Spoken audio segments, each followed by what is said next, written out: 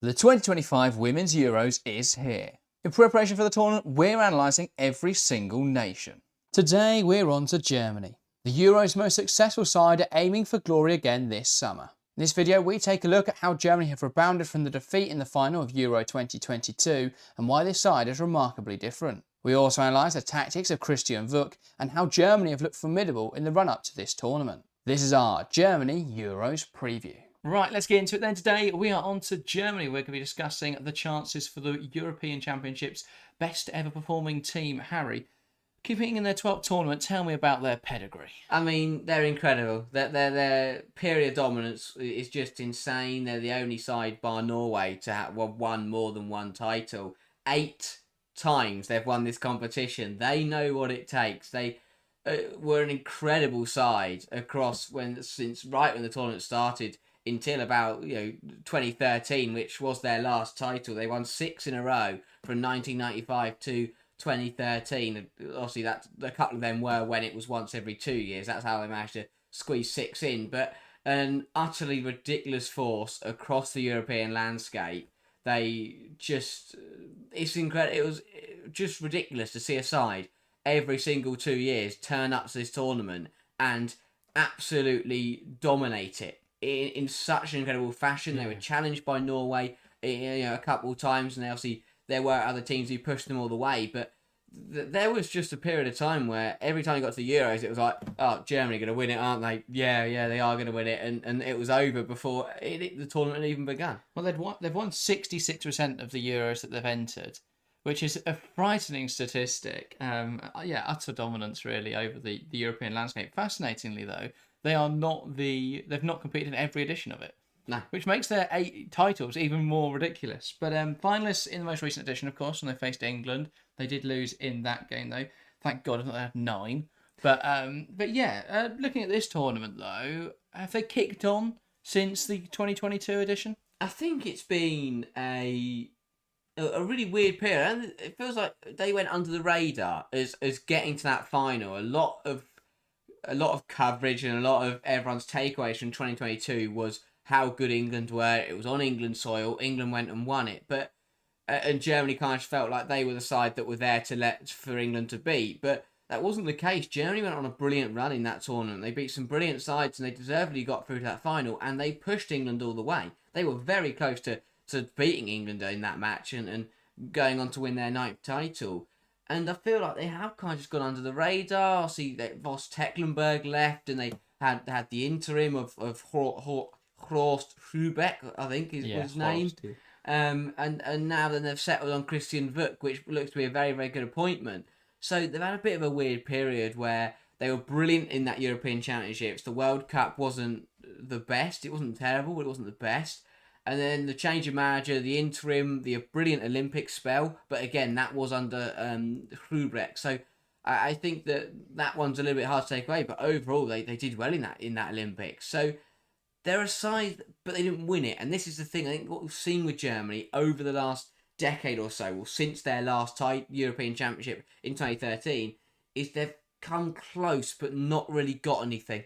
The Olympics, they're third, weren't they? They won the bronze medal match. At the Euros in 22, they were finalists. They just need to go that one step further, it feels. They need to go back and return to the winner's circle and get their name back on get back on any trophy. But I think this year presents itself as a really good opportunity for the Germans to go and put themselves right back, get their name back on the trophy, put themselves right up there in that conversation with Spain and England, because I think they are there. Obviously, that Pittle do have them in that bracket of potential winners, but they aren't favourites, and that's what they haven't been for a good few years, and I think that's where they want to return to. So Germany, they've got the history, they've got the pedigree, they know what it takes. They've got legends of the women's game across the last 20, 30 years. Now is their chance for a couple of other players. We've seen retirements for Germany this year. Alexandra Pop's gone, Lena McGull, Sarah Dorsoon. This is a bit of a transition now, especially with the new manager as well. There's a chance this year for someone in that Germany side to write themselves into history like their predecessors have done in those title winning seasons. An opportunity presents itself for someone new to step up this year.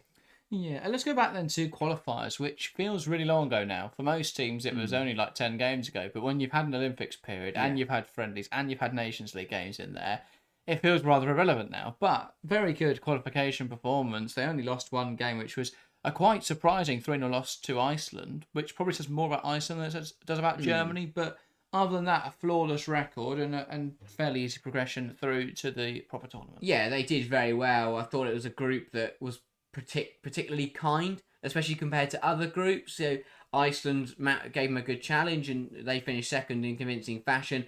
Austria weren't brilliant, and Poland didn't get a single point on the board. So it was a pretty nice group for Germany, especially compared to some of the other big sides and they had to face. But they got through it. They topped the group. They only had one blemish, as you say, to that loss to Iceland. But that felt like a bit of an anomaly, the way that Germany were cruising and suddenly they were 3-0 down and they lost the match.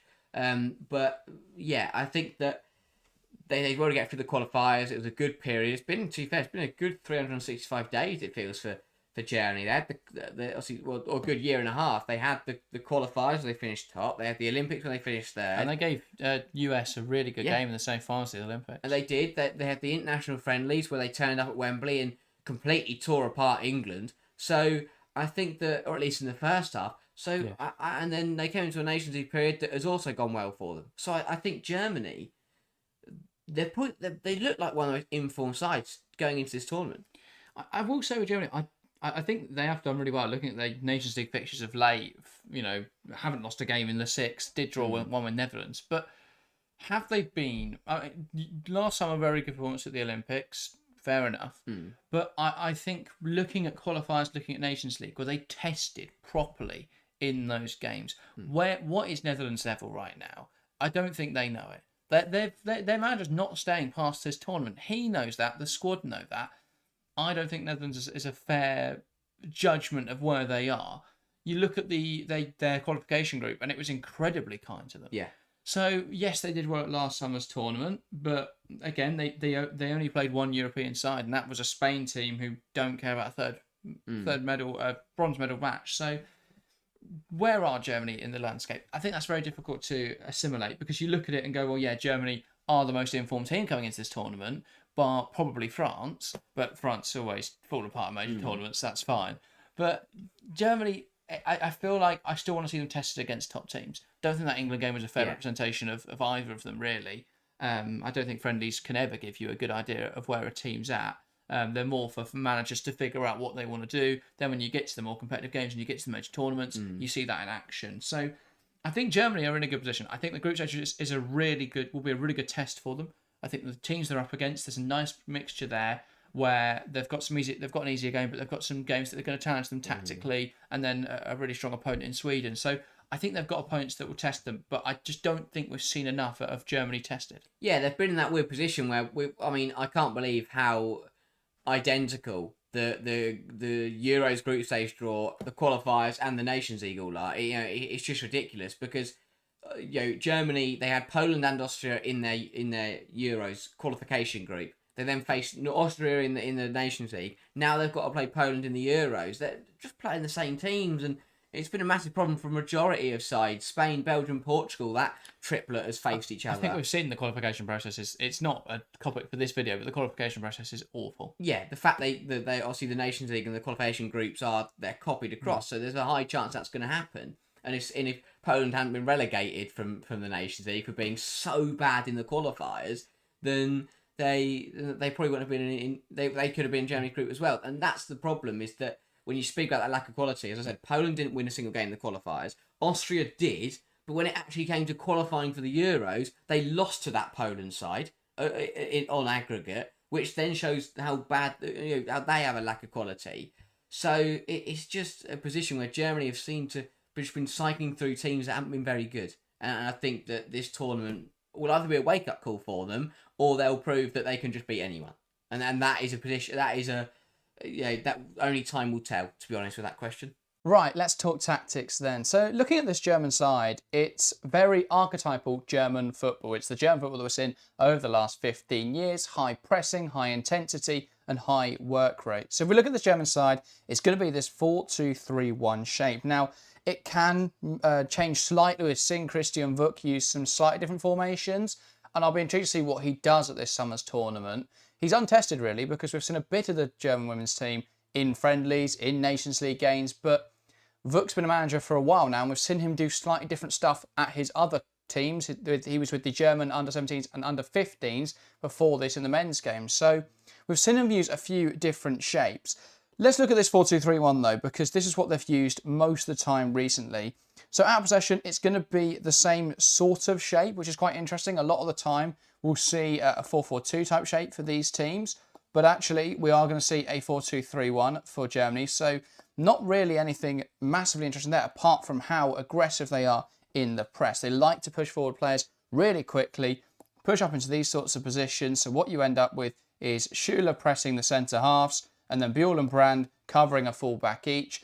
And then what we'll see with Linda Dorman or Daumann, whoever plays in attacking midfield, we'll see them then onto the single pivot player. If it's a double pivot, this is where we might see Germany opt for a midfield three, where we see more of Nusken pushing up and Sens in a position like this, or vice versa. Again, it's quite an interesting midfield profile for Germany, because you've got, without Erberdorf, there is a big loss here, because it doesn't really feel like the midfield works, but they are somewhat complementary profiles who could work well together. I think we'll possibly see Sidney Lohmann come in as well. That is an option they've got, could play in that attacking midfield role, or perhaps deeper alongside Sens or Nusken. I wouldn't be surprised if we saw Sarah de Brits come in and play a fair whack at this tournament, because again, it's untested to see Sens at this sort of level and to see the side without a figurehead in midfield. So I think without having Erberdorf, they are a little bit short in there, but they'll make it work regardless. Very clear and structured, rigid structured play we see from Germany. In terms of build-up, we're going to see quite typical double pivot stuff, moving these fullbacks into these sort of positions, pushing the centre halves a little bit wider, wingers into these wide areas, and then Schüller and Dorman looking to receive the ball in this sort of area. And then obviously they look to use the width, build up in these wide areas, and then use the fact they've got Brand and they've got Buell to attack these sorts of areas. Very accomplished wingers in Buell and Brand. I think that's where the danger comes from for Germany. I mean, it's a fantastic front three anyway, but they'll look to play in this sort of shape with the aggressive fullbacks. We know how good Linda and Gwyn are, so they'll get into these sorts of positions. I think one of the biggest problem for Germany is that because Buell and Brand are often quite wide wingers, you end up with no one operating in these half spaces, in these tight areas. But what they've got in Linda Dorman, and we've seen this recently, is her being able to operate in these tight spaces. She's a creative player who can play in these half spaces, in these tight areas, in and around the penalty area. So she'll end up just cleaning up in this sort of area. And then what we'll see is Sens, we'll see Nusken, and then we'll see Knack and Minger. So it's a little bit of a different shape to what we see. I mean, oftentimes we'll see one fullback push on and the other drop into this sort of asymmetrical back three, and then we'll, vice versa, with Linda pushing onto this side, Buell creating the width, and then Dorman operating in that sort of position.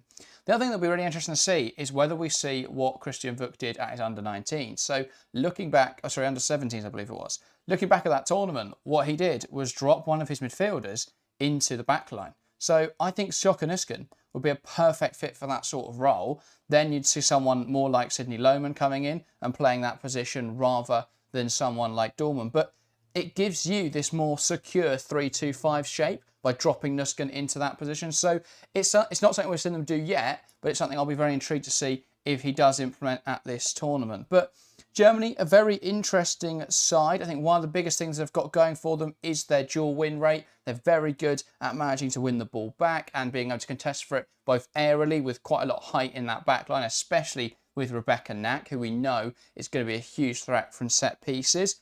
The other thing, very good in transition. So if we take them back to their defensive shape, it's going to be this 4-2-3-1.